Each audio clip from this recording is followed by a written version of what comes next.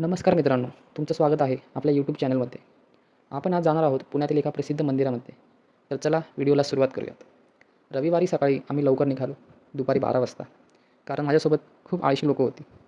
आम्ही आमची ज्युपिटर घेऊन निघालो. आम्हाला सुमारे 36 किलोमीटरचा प्रवास करून गाठायचं होतं साईंचं प्रतिशिर्डी देवस्थान, शिरगाव. तर मित्रांनो, आम्ही येथे पोहोचलो आहोत 2 तासात. मंदिराजवळ पोहोचल्यावर व्यवस्थित पार्किंग व्यवस्था आहे. दुचाकीसाठी ₹20 तिकीट होतं, कारण आम्ही दुचाकी घेऊन गेलो होतो. आणि कारसाठी माहीत नाही, कारण आमच्या लक्षात नाही आले ते विचारायचे. दुचाकी पार्क करून आम्ही पुढे निघालो.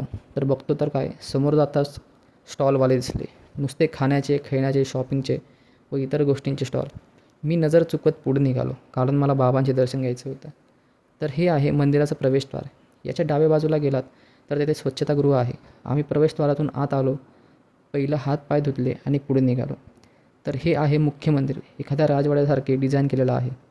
मंदिरावर दगडाच्या भिंतीसारखे डिझाईन केलेलं आहे. हे आहे बाहेर पडण्याचे द्वार. मित्रांनो, गाड्या आत आणू नका, कारण इथे बोर्ड लावला आहे नो पार्किंगचा.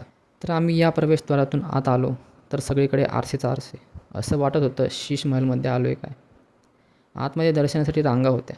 रविवार असल्यामुळे खूप प्रचंड गर्दी होती. आम्हाला दर्शनासाठी सुमारे 15 ते 20 मिनिट लागली.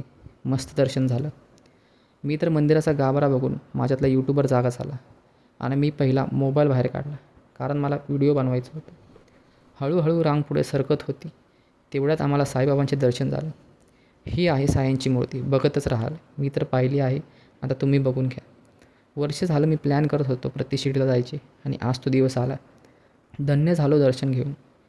एवढं सुंदर मंदिर आहे. आतून एक मोठी समई ठेवली आहे मधोमध. काचा लावण्यात आलेल्या आहेत. नक्षीकाम आहे, झुंबर आहे, फुलांची डिझाईन काचेमध्ये व त्याला LED लावलेली आहे बाजूंनी. एकदम मस्त दिसते ते दिसायला. तुम्ही पण एकदा नक्की भेट द्या. प्रवेशद्वाराच्या बाजूलाच गणेशजी, हनुमानजी आणि शनिदेव यांचे सुंदर कोरीवकाम असलेले मंदिर आहे व शेजारीच आराम, करमणुकीसाठी मोकळी जागा आहे. तुम्ही इथे बसू शकता. मुख्य मंदिराच्या बाहेर पडताच इथून थोडं पुढं आले की दिसते कूपन काउंटर. मंदिराच्या आवारातच यांनी भलं मोठं 3 मजली महाप्रसादालय बांधलं आहे. तिथे तुम्हाला भोजन करण्याची सोय आहे. इथून पुढे गेल्यावर आहे सर्वांचा आवडीचा विषय, भोजन. तर मी सांगितल्याप्रमाणे पहिलं काउंटरमधून कूपन घ्यावे. एका व्यक्तीसाठी ₹60 किंमत आहे. ते कूपन घेऊन तुम्ही या भल्या मोठ्या सुंदर महालात किंवा भोजनालयात प्रवेश करा. खूप कोरीव सुंदर नक्षीकाम केलेलं आहे. महाल बांधणाऱ्या कलाकारांना, नक्षीकारांना व इंजिनियर्सला मानाचा मुजरा.